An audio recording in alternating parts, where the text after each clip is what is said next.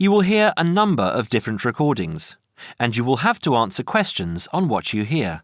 There will be time for you to read the instructions and questions, and you will have a chance to check your work. All the recordings will be played once only. The test is in 4 sections. Now turn to Section 1. Section 1. You will hear a conversation about a language course. First, you have some time to look at questions 1 to 5.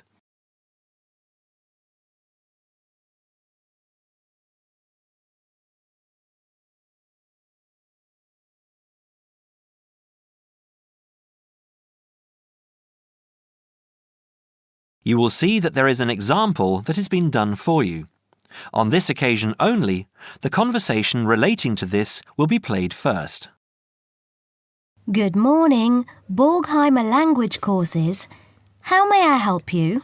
Oh yes, I contacted you some time ago about following a German course in Germany, and you advised me to take your placement test before we go any further. Well, I've done that now, so I'd like to go ahead with booking the course for this summer, if that's possible. Certainly, sir. You said you took the placement test. What was the result? I was placed at the O3 level. O3. Right. That's lower intermediate. Fine, Mr. The answer is Level 3 or Lower Intermediate, so the course level has been filled in for you. Now we shall begin. You should answer the questions as you listen, because you will not hear the recording a second time. Listen carefully and answer questions 1 to 5. Petterson. John Petterson. Could you spell that for me, please, Mr. Petterson? P-E-T-T-E-R-S-S-O-N. That's a double T and a double S. Am I right? That's right. Now, could I ask you where the course takes place? Well, we offer courses in Hamburg and Berlin. For your level, there's never a problem. There are always plenty of people for the intermediate classes. Oh dear. Does that mean that there might be a lot of students in my class? I wouldn't be very happy about that. No, don't worry, Mr. Petterson. The maximum class size is 12, but I've never known there to be more than 9 or 10 in a class. It could even be 5 or 6. Good. Actually, I'd prefer to study in Berlin. And how long is the course? 3 weeks, 5 hours a day. 2 hours only on Saturday. Sundays free. I see. And what about accommodation? There you have a choice, Mr. Petterson. You can either stay with a German family who are used to having such guests, or you can stay on the university campus, or we can book you into a nearby bed and breakfast. Is there a big difference in price? Not really. Staying with the family works out the cheapest, and the bed and breakfast is a bit more money. Staying on the university campus comes somewhere between the two price-wise, but Berlin is not too expensive anyway. Which do you recommend? Well, if you want to practice your German and be part of a German family, I would recommend staying with a family. Our families are all hand-picked, and we've never had any sort of complaint. Yes, I'll probably do that then. What are the dates of the course? The first summer course starts on the 1st of June in Hamburg and a week later in Berlin, which is what would concern you as you have chosen the Berlin course. That's the 8th of June. The next course would begin on the 2nd of July and then... The 2nd of July course would be perfect for me. Can you put me down for it now? Certainly, Mr. Petterson. Can I have your address, please? 26 Mayfield Drive, Orpington, Kent. I'm afraid I can't remember the postal code. Don't worry, Mr. Petterson. I'll check on it. Before you hear the rest of the conversation, you have some time to look at questions 6 to 10.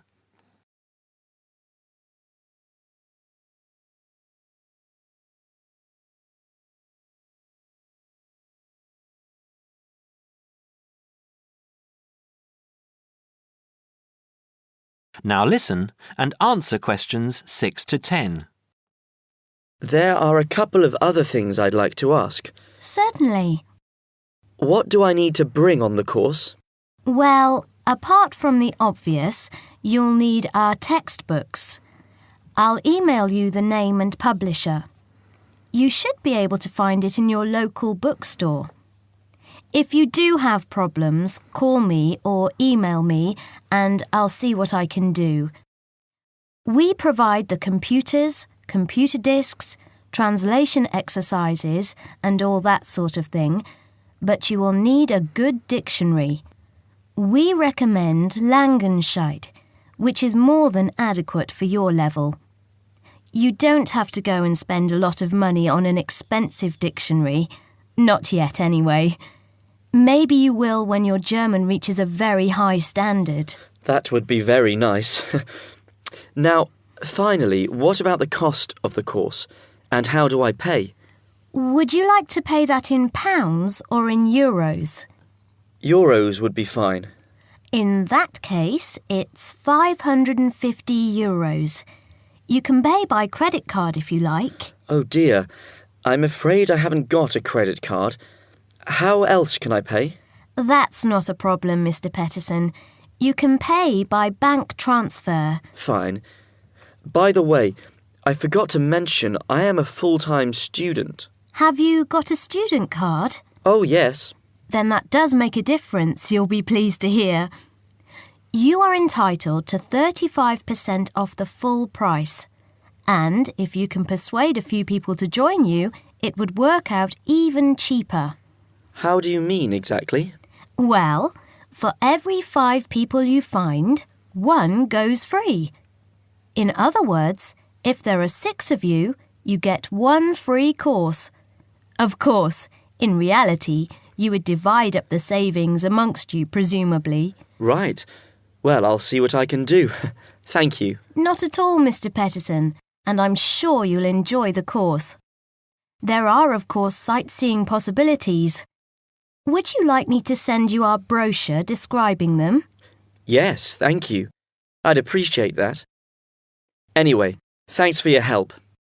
If I want to call back, who do I ask for? Susanna. I'm here most of the time. That is the end of section 1. You now have half a minute to check your answers.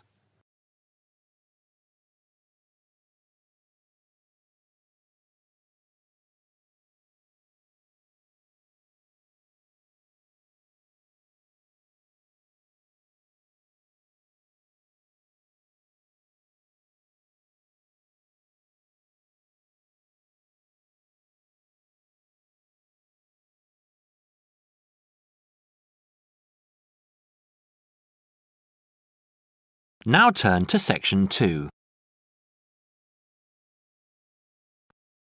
Section 2. You will now hear a radio talk on agricultural regulations. First, you have some time to look at questions 11 to 15.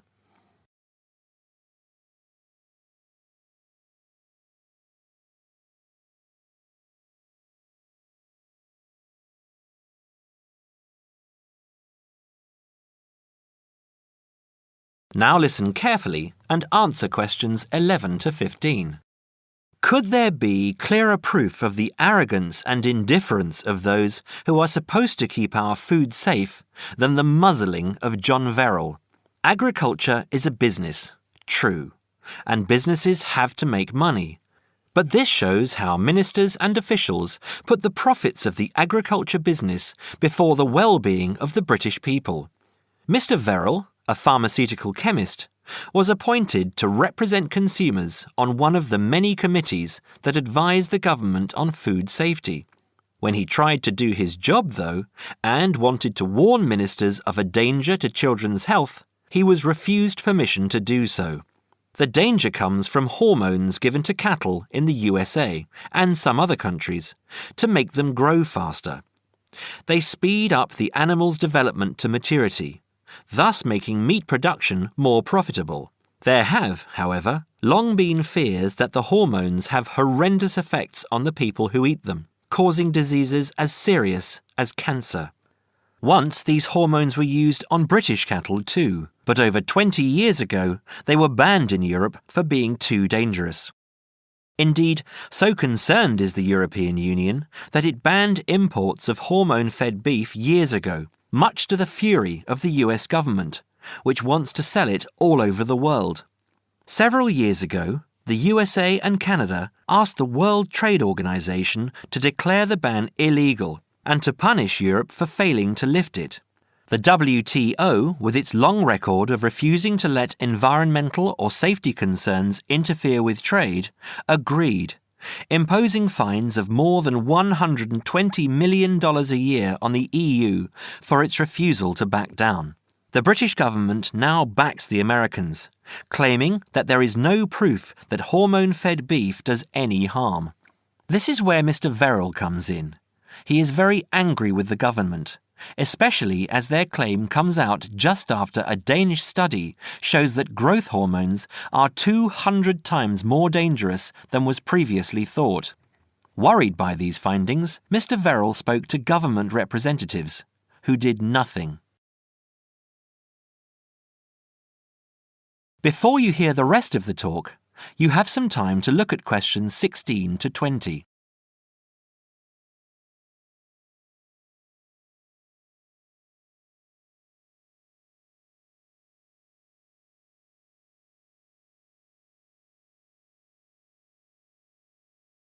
Now listen and answer questions 16 to 20. Not only that, but they have not been testing beef which is imported, which, by law, they are required to do. This directly affects the British public, as about 40% of the beef British people eat comes from abroad, supposedly from countries like Brazil, which does not allow the use of growth hormones. Brazilian beef is stocked by some British supermarkets and widely used in catering. Yet, when a Brazilian farm was recently visited by EU inspectors, a large stockpile of this banned substance was found. This is not the first food scandal we have had in our country. Take the present concern over a well-known chocolate company. Several months ago, the company found out that its sweets were contaminated with a rare form of salmonella, but they did nothing about it, leaving their sweets in the shops to be bought by the unsuspecting public. It was not until 5 months later, when several children had suffered food poisoning, that the chocolate bars were removed from the shelves. It makes you wonder how many other dangerous foods have been allowed onto our plates. That is the end of section 2. You now have half a minute to check your answers.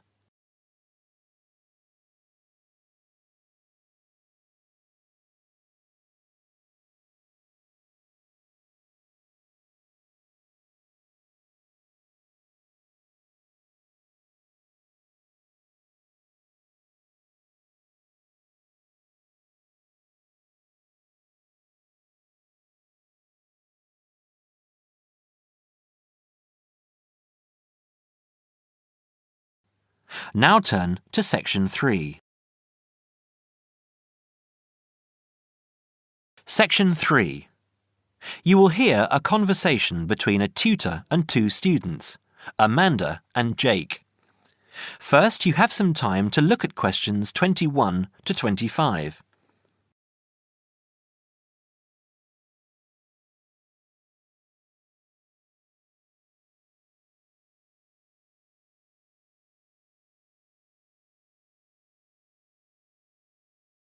Now listen carefully and answer questions 21 to 25.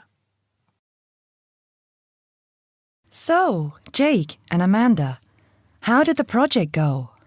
Very well, I think, Dr. Hinton. I certainly learned a lot and enjoyed myself at the same time. Me too. So, remind me, what was your project about? Basically, what makes successful people? Let's call them top achievers successful. Yes, how are they different from us? What do they do that other less successful people don't do? Interesting. And did you come to any conclusions? Quite a few, actually. Good. Share some with me then. Well, I'd always thought that a top achiever would be the sort of person who would bring work home every night and slave over it. But it appears not. Those types tend to peak early and then go into decline. They become addicted to work itself, with much less concern for results. We found that high achievers were certainly ready to work hard, but within strict limits. They knew how to relax, could leave their work at the office, prized close friends and family life, and spent a healthy amount of time with their children and friends. There's a lesson for us all there. Anyway, go on. It's also very important to choose a career which you enjoy, not just one that pays well or which assures you of a pension many years down the line. Surely that's important though, Amanda. Yes, I agree, but being happy in your work is far more important than anything else. Top achievers spend over 2/3 of their working hours on doing work they truly prefer and only 1/3 on disliked chores. They want internal satisfaction, not just external rewards such as pay rises and promotions. Before you hear the rest of the conversation, you have some time to look at questions 26 to 30.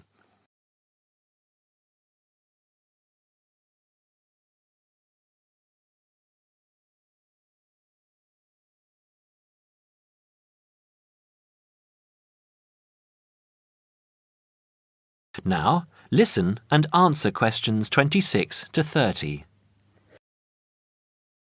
Actually, in the end, they often have both, because they enjoy what they are doing, so their work is better and their rewards higher.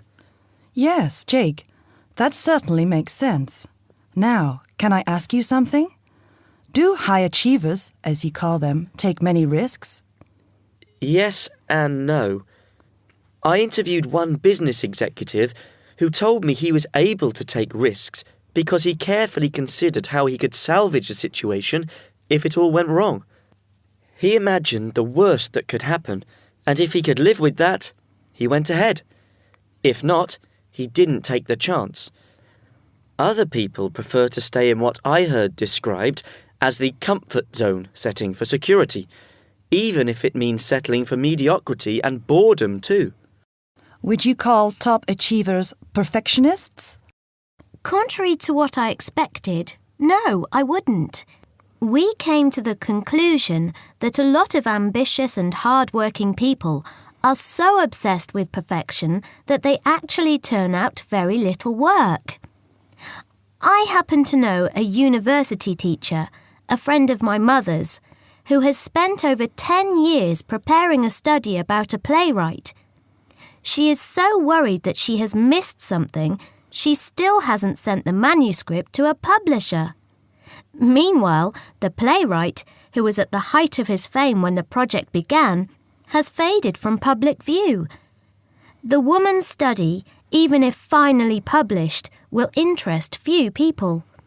So, what has this got to do with top achievers? Well, top achievers are almost always free of the compulsion to be perfect. They don't think of their mistakes as failures. Instead, they learn from them, so they can do better next time. Well, would you call them competitive? High performers focus more on bettering their own previous efforts than on beating competitors.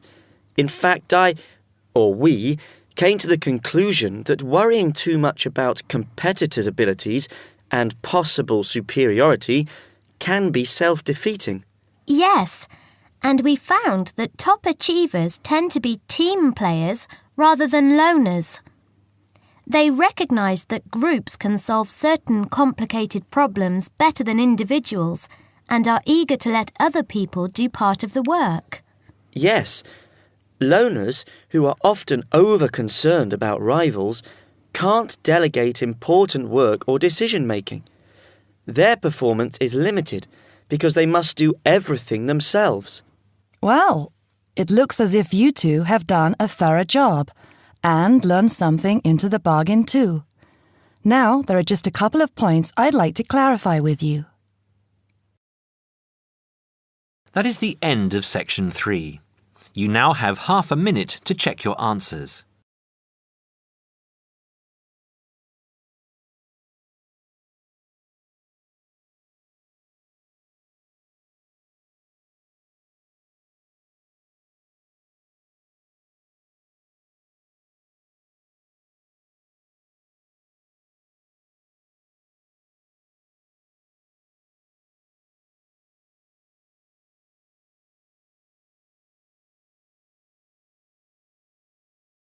Now turn to section 4. Section 4. You will hear a talk on seasonal affective disorder. First, you have some time to look at questions 31 to 40.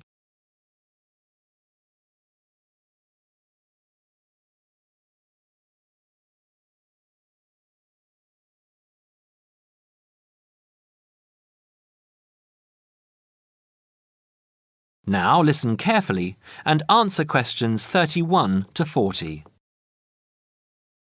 In the past few years, a new condition has been identified and given a name, SAD, short for Seasonal Affective Disorder. This is now recognized as a distinct kind of clinical depression, where people become depressed at the onset of winter, accompanied by a craving for sweet things, causing weight gain. Each spring and summer would then bring on almost maniacal highs and feelings of boundless energy and happiness. Experiments to combat this depression showed that increased exposure to bright light in humans could suppress their production of a darkness-related hormone called melatonin. The light needed to induce this change was about 2,000 lux, or about 4 times brighter than ordinary household lighting. It was then calculated that if bright light could suppress melatonin secretion, then it might have other effects on the brain, including the reversal of symptoms of depression. While melatonin's precise role in SAD has not been pinned down, the theory led to effective treatment. Not surprisingly, SAD affects more people where winter nights are longer and days shorter. In the UK, an estimated 500,000 adults develop full-blown SAD in winter, and twice this number suffer the milder condition called subsyndromal SAD. About 80% of sufferers improve when given light therapy, and improvement usually comes within 2 to 4 days. Scientists are still unsure why winter depression happens, but more than a decade of research has turned up some surprising findings. Nearly 80% of SAD victims are women. Researchers are uncertain why this is so. SAD can affect people at any age, but typically it begins around the age of 20 and becomes less common between 40 and 50. SAD is comparatively rare in children and adolescents, but so far researchers have been unable to come up with a logical reason for this. As many as half of SAD sufferers have at least one family member with depressive illness, suggesting that the depression has a genetic component. Some patients experience shifts in their body clocks when they're depressed in winter. They are morning people at one time of the year and become evening people at another. What is the underlying difference between SAD sufferers and others? A clue can be found in carbohydrate craving, a common symptom. People often become obsessed with chocolate, for example. Carbohydrates alter brain chemistry by increasing the level of a soothing chemical called serotonin, a neurotransmitter that carries signals between brain cells. SAD sufferers crave carbohydrates because they may need serotonin to lift their mood. This craving can be intense, in fact, an addiction. It may be that the serotonin system of the brain has problems regulating itself during the winter. Some SAD sufferers respond well to the drug Prozac, thought to influence the brain's serotonin-using system. Other brain chemicals and hormones probably play a role in winter depression. Another neurotransmitter, dopamine, for example, may be inadequate in certain cases. Researchers hope to uncover clues to SAD's secret by probing similarities between SAD and hibernation. Though no valid link between the two has been established, some SAD patients say they feel like hibernating animals. SAD sufferers tend to put on fat in autumn and early winter, roughly the time when such hibernators as bears and squirrels do. That is the end of section 4. You now have half a minute to check your answers.